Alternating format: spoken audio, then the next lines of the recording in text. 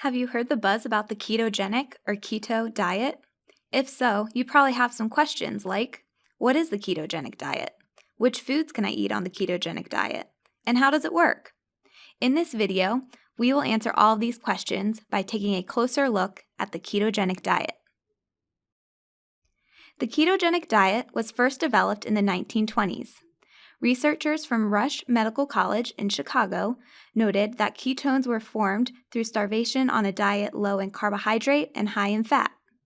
Then, the Mayo Clinic proposed that a ketogenic diet can effectively treat epilepsy. According to the Academy of Nutrition and Dietetics, ketogenic diet is a term that refers to any diet therapy which results in a ketogenic state of metabolism. Generally put, a ketogenic diet is defined as a high-fat, low-carbohydrate, moderate protein diet that aims to force the body to break down fat instead of glucose for energy. In other words, it is characterized by a reduction in carbohydrates and an increase in protein and fat. Essentially, it mimics the metabolic state of starvation or fasting called ketosis. Ketosis is an alternate pathway to make energy. Glucose is the body's predominant fuel, but when carbohydrate stores are low, the body uses ketones as fuel. Let's describe the process of ketosis. First, the body's supply of carbohydrates decreases, which lowers blood sugar and insulin levels. This tells the body to start breaking down fat that is stored in tissues. Next, the body sends broken down fat to the liver. Next, the liver turns broken down fat into ketones.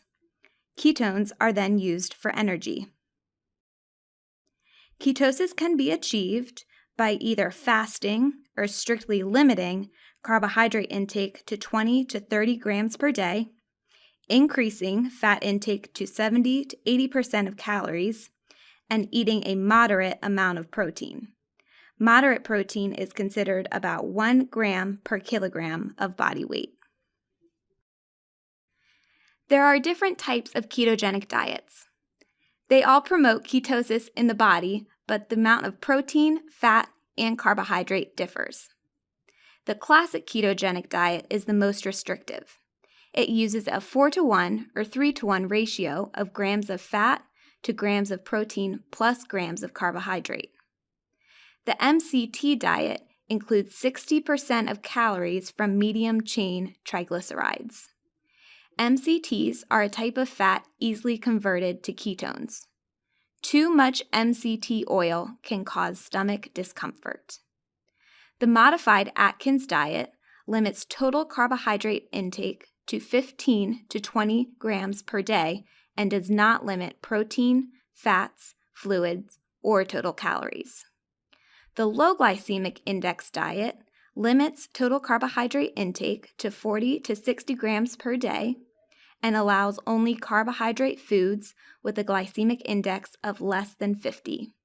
It does not limit protein, fat, fluids, or total calories. People who follow any of these diets should be taking a multivitamin, more specifically, a multivitamin with electrolytes and B vitamins.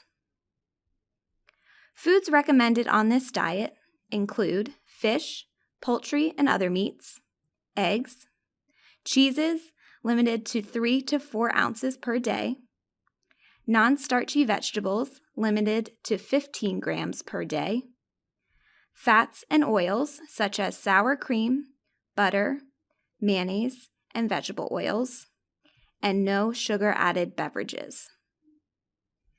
More recently, researchers are exploring the diet's effects on Alzheimer's disease, overweight and obesity, and type 2 diabetes. Let's take a look at how the ketogenic diet affects each of these. Alzheimer's disease is a type of dementia that causes problems with memory, thinking, and behavior. While the adult brain represents only 2% of body weight, it uses 20 to 30% of the body's energy. Because of loss of synapses and neuronal dysfunction, the brain is unable to effectively use glucose. Ketones are the main reserve fuel for the brain. Providing the aging brain with ketones may help it overcome the loss in glucose uptake and metabolism, thereby decreasing the risk of Alzheimer's disease. In one study comparing a ketogenic diet to a low-fat diet, study participants who ate a ketogenic diet lost more weight in 6 months than study participants who ate a low-fat diet. In another study, researchers found significant weight loss on a ketogenic diet. Weight loss was mostly fat mass, not muscle mass. Researchers in favor of a ketogenic diet say it helps with weight loss due to 3 main reasons. First, it has the potential to decrease hunger. Eating fats and proteins help keep people full and stay full for longer. Also, it can decrease hormones that increase hunger. Second, as mentioned earlier, a ketogenic diet increases the breakdown of fat. So rather than being stored, it is burned as energy. Lastly, what's called the thermic effect of food increases the amount of calories a person burns just from eating. Protein has the greatest effect. The long-term effect of a ketogenic diet is not well tested for weight loss.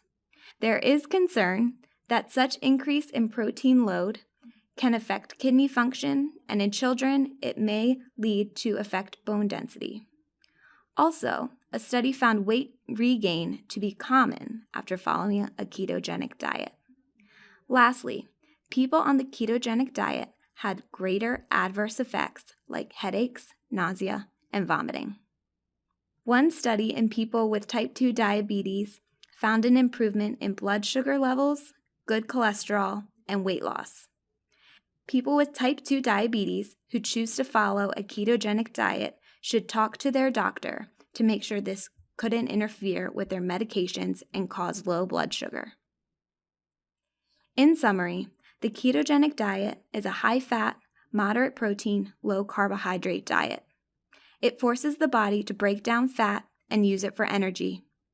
For those who choose to follow this diet, they should do so under the care of a registered dietitian or doctor to make sure they are getting enough nutrition.